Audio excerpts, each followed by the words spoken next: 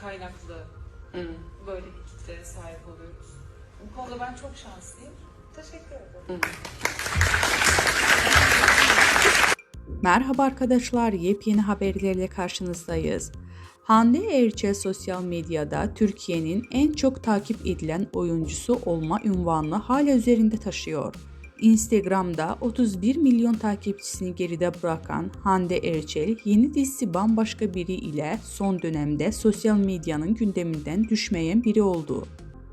Güzelliğiyle hayranlarını mest eden oyuncu, Instagram'da paylaştığı seksi pozlarıyla da sıklıkla magazinin basınında konuşulan birisi olmaya başarıyor.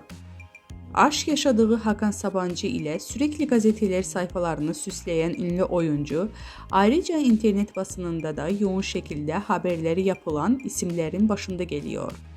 Hande Erçel demek, magazin olsun, dizi olsun, YouTube yayın olsun, reyting anlamına geliyor. Erçel ile ilgili yapılan her haber hayranlarına çok yoğun bir şekilde ilgi gösteriyor.